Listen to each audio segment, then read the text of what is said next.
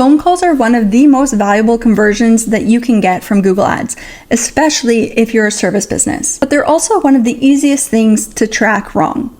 Maybe you're counting every click on a phone number as a lead, or missing calls that came from your ads, or staring at your call conversions in your Google Ads platform, wondering why the numbers don't match what's actually happening inside of your business. So today, we're going to walk through the main ways to track a phone call properly and the different ways that you can set up that tracking. But before we get into the setup, the main thing to understand is that not every phone call is tracked the same way. There are essentially 3 different types of calls that you can track inside of the ads platform. So you can track calls that happen directly from the ads. You can track calls from your landing page or your website that originate from the ads. And you can track clicks on the call button. So let's start with the easiest version and let's jump into a screen share. So the first way to track phone calls is setting up your call asset and the tracking of the calls directly from ads. So to set up your call asset, you're going to come over to Assets, click into Assets, and then you're going to click on the call asset. And so that will list, if you currently have one set up, sometimes it prompts you to set it up when you're setting up your first campaign. Sometimes it doesn't. So to add it, you're just going to click the blue button. So you can put it towards a certain campaign or have it as an account level. So if you put it at account level, it's going to attach it to every single campaign within your account. If you want different phone numbers for different campaigns, then you can put it at the campaign level as well. And so then you would put in your phone number here. So I'm just gonna copy this one.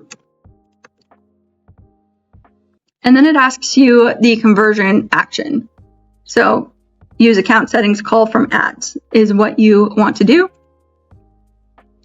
And then you can increase or decrease bids. So if you want to increase the likelihood that Google shows your call asset on the ad, then you can increase this by 20%, 50%, whatever you want. And then it will bid a little bit more when it can show your phone number. And then you would hit save. And so that's your first call action set up. So that means that it is set up and attached to your campaign. And so then if you come over to goals, conversions, and head to summary, this is where it will list out all of your conversion actions. So if I come down here under phone call lead, it shows call from ads active. Perfect. So it has set it up. If you don't see this set up, then what you can do is create conversion action. And then you want to click on conversions from phone calls. I'll unclick that. And so that's what you want to set up. And then you can hit save and continue. And then you can say phone call lead. So when someone calls your business and expresses interest in your offering, so then you can create conversion. And so then you can set it up, calls from ads. And so that's how you would set it up if Google didn't automatically do it when you put in your call asset. And so what that is tracking is people calling your ad directly or calling your number directly from the ad. So they don't hit your website, they don't hit your landing page, they don't see that number. So for instance, let's see if it shows what it looks like. I'm on a desktop, so it doesn't usually show phone numbers on a desktop, but under the ad, sometimes it will have a call us button, especially on mobile, or it will just show the phone number. And so then people can click on it directly and immediately call you. The other thing I want to mention at this point too, if you have your Google business profile connected to your Google Ads account, then you probably see some of these Google hosted type of conversions. And there is a call one as well. There it is, clicks to call Google hosted. So those are people who clicked on the call button from your Google business profile ad. And so when somebody searches under the map pack, there will sometimes be a sponsored listing under the map pack. And so if somebody clicks on your Google business listing, sponsored listing, and then calls, those are all tracked through the Google hosted conversion actions. So that's the first step. Calls directly from your ads is now set up. And that's usually the simplest one to set up because people never touch your website there. So there's no need to put code onto your website to track that. So the second way to track calls is tracking calls from your website or your landing page. And so for this one, people see your ad, they click on your ad, and then they see the phone number and then call you. So that's what we want to track, is people who clicked on our ad, ended up on our landing pages, and then clicked on the call us button. So there's two different ways that you can set this up. So you can set it up by adding the tracking code directly to your site, or you can set it up through Google Tag Manager. Google Tag Manager is the cleaner way to do it, but it can be a little bit more complicated as well. So I'm going to show you both ways. So way number one is we're going to come up into our conversion list. We're going to create a new conversion action. And then we're going to uncheck this one. We're going to do conversions from phone calls, save and continue. We're going to choose phone call lead again, create conversion. This time we are going to choose calls from websites. And so your options are somebody calls a number shown on your website, or somebody makes a call by clicking the number on the site. So we'll start with this one. Somebody calls the number directly from your site. And so you are going to put your phone number in here. There you go.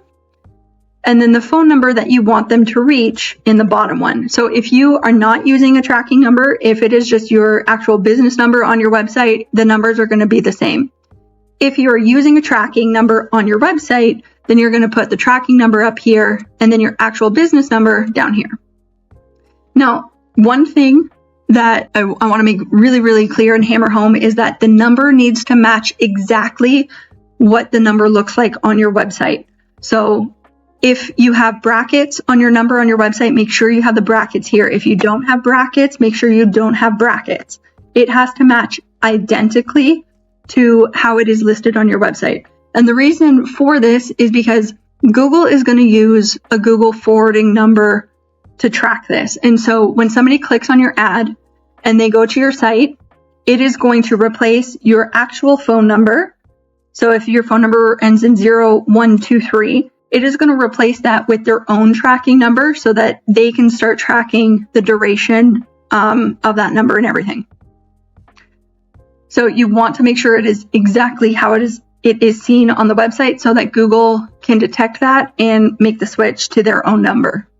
For the second button, that is tracking just when somebody clicks on the call button. It doesn't necessarily mean that they completed the call or spoke with you. It just means that they clicked on that call button. And so it's a little bit less of a reliable tracking method, but if you have no other options, it's better than nothing.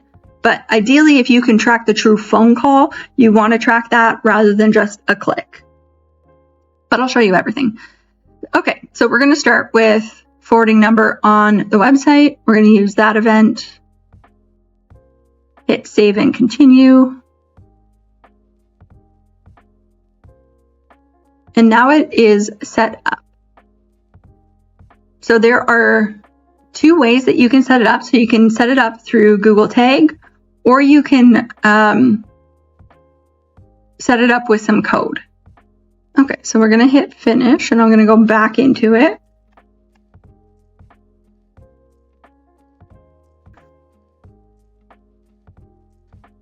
So there are some settings that we can edit as well. So you can change the conversion name. I usually call it calls from ads, so it's pretty straightforward what it is tracking. But you can choose if you want it to be a primary action or a secondary action. If it is a primary action, the campaign that it is attached to is actively going to optimize to go find more people who will call you.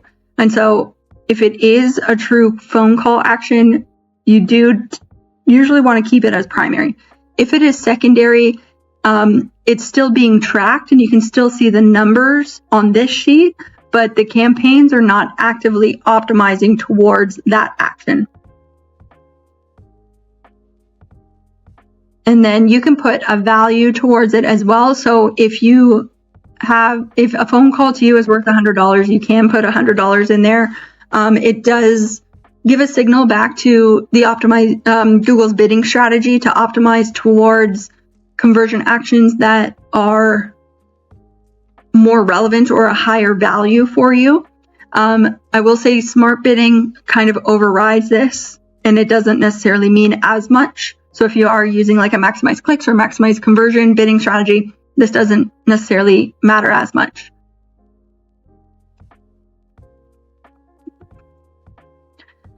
And then you can choose if you want it to count every one or every single one.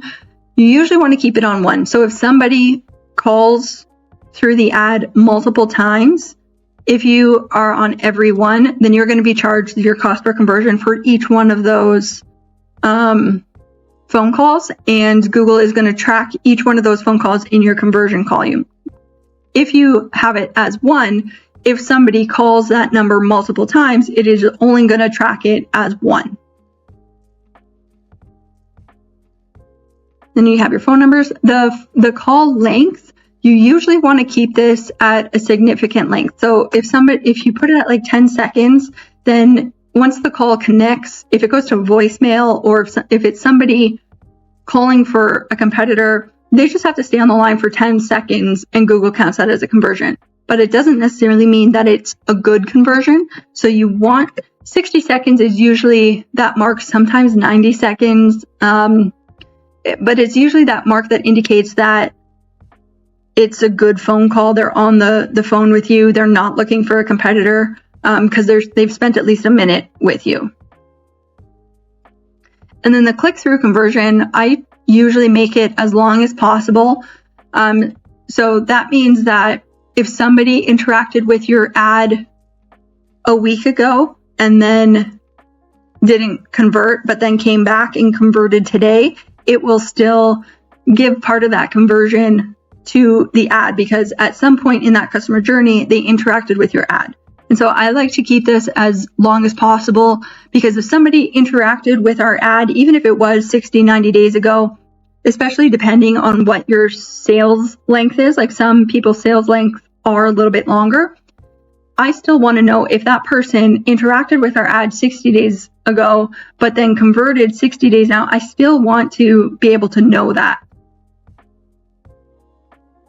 And then I always keep the attribution at data driven. Your other option is last click. So that just gives the last click that person clicked on the entire conversion. So a lot of times if you have multiple campaigns going, sometimes people interact with your ads 2 or 3 times on different platforms. Like if you have a PMax going, they might see you on YouTube and then go to search and search you and then click on your search ad. So it interacted with both ads. So on data driven, it would give half the conversion to each one of those ads. On the last click, if the last click was the search ad, it would give the full conversion to the search ad, even though they did interact with the YouTube ad. So I like to keep that as data driven. So those are the settings that you can do with your call ads. And so if you are installing the tag yourself, you're not going through Google Tag Manager. So if you are installing it yourself, then this is the code that you would want to put on your site. So in the back end of whatever site that you are loading, whether it's WordPress or Wix or something else, you would take this full code here and put it in the head of every single page on your website. And so you only need to install this once for all of your conversions. So when somebody clicks on your ad, Google needs a way to be able to connect on your website. And so this is essentially the code that is allowing Google to continue that tracking. So this goes on the header of every single page of your website. And then the phone snippet here is the true conversion. So as soon as somebody clicks on the call button and spends 60 seconds on the phone with you, this is the conversion that is being triggered to then tell Google that a good conversion happened. And so this gets pasted again on every single web page. So it gets pasted below this. Okay, the next way to track the phone calls from your landing page is through using the Google Tag Manager. And a lot of people find Google Tag Manager a little bit more complicated, but once you have it set up, it does honestly make things a lot easier, a lot cleaner, especially if you don't have full access to the website. One of the things that makes it really nice is that you just have to install one piece of code on the site, and then you link up your conversions through Google Tag Manager. So if you plan on using Google Tag Manager or already are, this is usually the better way to go about doing it. So what you will need to do this is a Google Tag Manager account. So you just go to tagmanager.google.com, sign up. It's free. It's pretty simple to use. So the first thing when you create your account is you need to put the code on the site.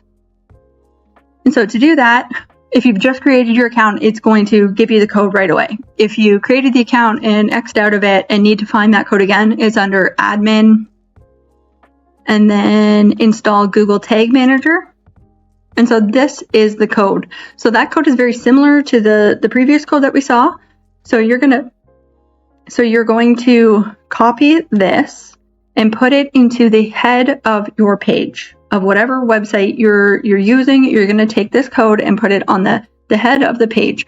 You want it to be on every single page so that it can track if people are going to multiple sites or pages on your site, that Google is tracking them every step of the way. So that is going to go into the head. And then this one is going to go below that in the body or the footer. So once that code is installed, then you can put your URL in here and hit test, and it will come up with a green check mark if it is working properly.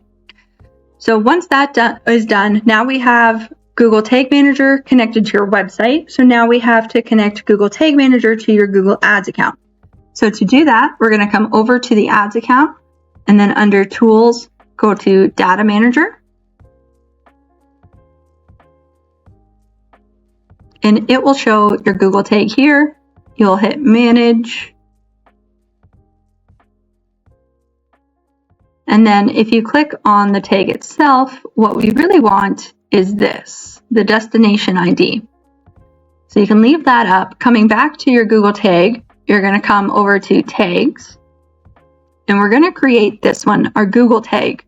So you can click New. You can title it whatever you want. I usually call it Google Tag. Under tag configuration, you're gonna choose Google Tag. And then there's that tag ID. So back over here, the destination ID, we're gonna copy that over into the tag ID. And then under triggering, you're gonna choose what you want it to be triggered on. So you can choose what triggers it. So I usually either do all pages or initialization on all pages. I don't normally do the consent initialization. I don't necessarily know what the difference is, but initialization means that as soon as the pages are loaded, it will load the code, which is exactly what we want. So then now our Google Ads account is connected with our Google Tag Manager account. Google Tag Manager account is connected with our website. So then the last thing we want to do is make sure that Google Tag Manager can send conversion data back into the Google Ads account through a conversion linker. And so in your ads account, anytime you go and try to set up a conversion action through Google Tag Manager, it's going to tell you that you need the conversion linker. And it just needs to be set up once as well. So you will go and hit New. Again, title it whatever you want, conversion linker. And then under tag configuration, you're going to choose conversion linker. And then on triggering, initialization, all pages or all pages. Sometimes I choose both. and then hit save, and then your conversion linker is set up. And so now everything is talking to each other. Ads account is talking to Google Tag Manager. Google Tag Manager can send information back into the ads account. Google Tag Manager can track what's happening on the website because we installed that code on the website. So none of these changes will go live until you hit submit. So really anytime you make a change, just hit submit and then publish, and then that will push it live through your website. So now what we need to do is set up the actual conversion action that we want Google to track our phone calls. So we're going to come back into our goals.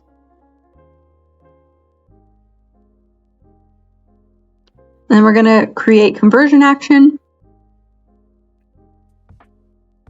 And then we're going to hit save and continue. We want to make sure that the Google tag is checked off because that's what we want to use to track it with. And then I'm going to use the contact method. So where they're contacting our business by phone. And so create conversion, and it's going to be on our website. And so we're going to do it manually with code. And so this gives you the same conversion settings that the last one gave us as well. So we'll use it as primary. You can name it whatever you want. So usually I will say phone calls from websites. I use the same value for each conversion because this is a lead gen business. We can't push. So if you're using different values for each one, if you have Google Tag set up with your merchant account, you can push those dollar values that people are buying online back into Google. A lead gen business can't do it the same way. So we are going to use the same value for each conversion. I'm going to count every single one. We're going to keep click through at 90 days. Attribution is data driven, and everything is managed through the Google Tag Manager. So I'm just going to cancel that so I don't actually create the conversion action. Okay, so we have that one created, and what we are looking for is to use the Google Tag Manager here. And what we really want is the conversion label and the conversion ID. And here is where it says set up conversion linker, which we've already done. Perfect. So back over in our Google Tag Manager, now we are going to set up the conversion tracking for the phone call. So we're going to hit new under tags. We're going to name it whatever we want. So Google Ads website call. Our tag configuration is going to be under Google Ads, and we're going to choose Google Ads calls from website conversion. And so this is where we are going to put the number that needs to be replaced. So if you remember on the last one, we did it in the Google Ads account because we didn't go through Google Tag Manager. Now we are going through Google Tag Manager and telling it what number to replace. I'm going to put the displayed phone number to replace in there. The phone number needs to be identical to how it is listed on the website. And then we're going to grab the conversion ID from our Google Ads account and put that in there. And then the conversion label from our ads account as well, and put that in there. And then we want to do triggering. And so this one is only going to be triggered when that phone number is called, and it lasts more than 60 seconds. So we do want this one, again, to be on all pages. Initialization on all pages. So we do want that. And then you would hit save. So now we have our call asset set up, and we have our phone call from our landing page set up both through Google Tag Manager and or through installing the code manually bypassing Google Tag Manager. So the last one that you can do is you can track clicks on the call button. And so it is very similar to what we just did. So you're going to go through the same way and create your action. So we're going to come in, create a new action, save and continue. Phone call lead, create conversion action, calls from websites. And this time we're going to click on someone makes a call by clicking on a number on my site. Use this event. and then we're going to hit save. Let's see what settings. So then you can change your title, your count, your click-through window, same settings as what you can change on the other ones. So we're going to hit save and continue. And then use Google Tag Manager. So very, very similar to what we just did back in Google Tag Manager. We're going to create a new one, title it however you want, call, clicks, Google Ads, whatever makes sense for your naming convention. Tag configuration, this time it is going to be Google Ads, and it is going to be Google Ads conversion tracking. So conversion ID, we're going to come back here. We're going to get the conversion ID from our ad, or from the conversion we just set up. Conversion label, same thing. We're going to grab that.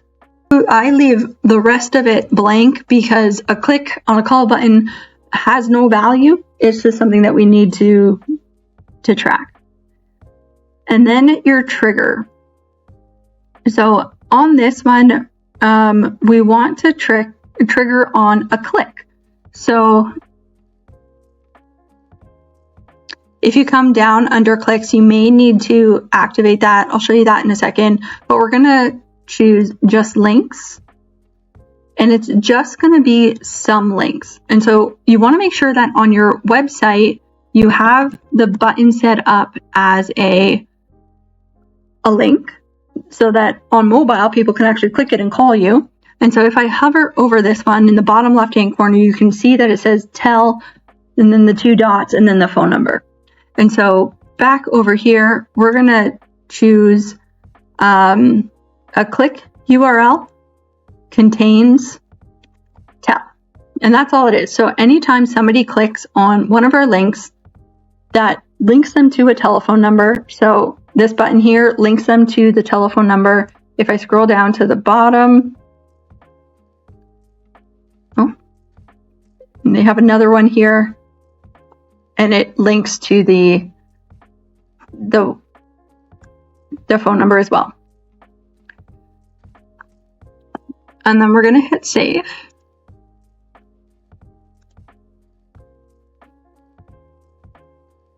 And so now it will only track if somebody clicks on that. And then you can hit save.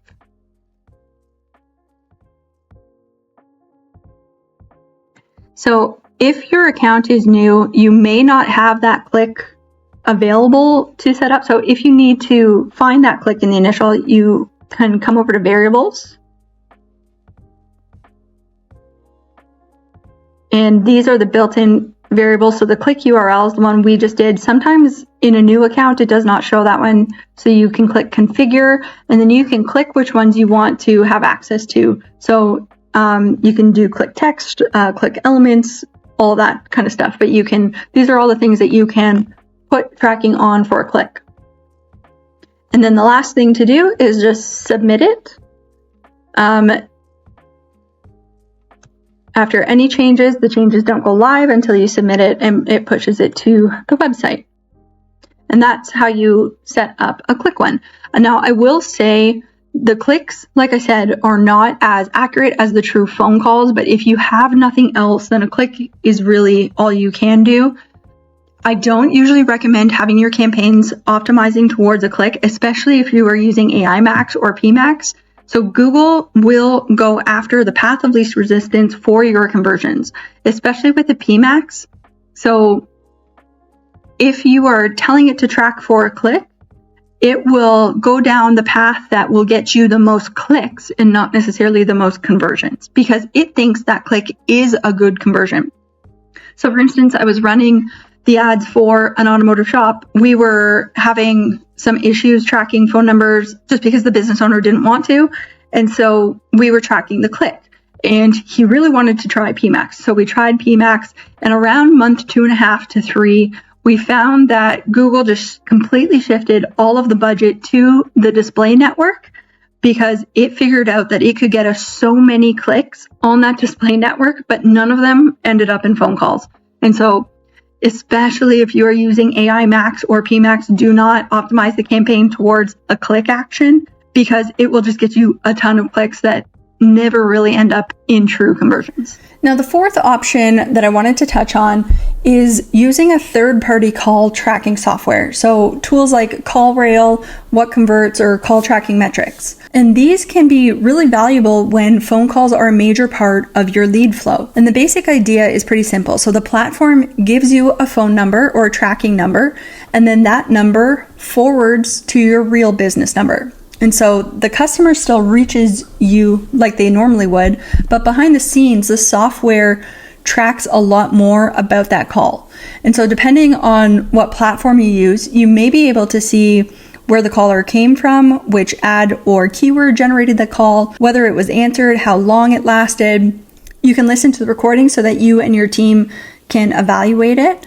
And all of that can be a big game changer, because sometimes Google Ads says you got leads and then you actually listen to the call and realize that half of them were bad. And these types of softwares become even more important when you start connecting your call tracking to your CRM or uploading offline conversions back into Google Ads. So let's talk about the Gclids for a second. So when someone clicks on a Google ad, Google tags them with a Google Click ID or a Gclid. And if someone clicks on your ad today, then comes back a few days later or a week later and becomes a lead or a customer, that click ID can connect their later action back to the original ad click. And so using that Gclid, you can take the leads that turned into qualified prospects or a paying customer and feed that information back into Google Ads. So you're giving Google even more and better data to work with. So now it's not just optimizing toward anyone who will call you. It starts learning from the people who called previously and were actually valuable. So this is starting to matter even more with campaign types like Performance Max or AI Max, because those lean heavily on the conversion data that you can feed it. So if the data is messy, the campaign starts to chase messy results. But if the data is clean and you're telling Google who actually became a good lead or a customer, then the algorithm has a much better shot at finding you more people like that.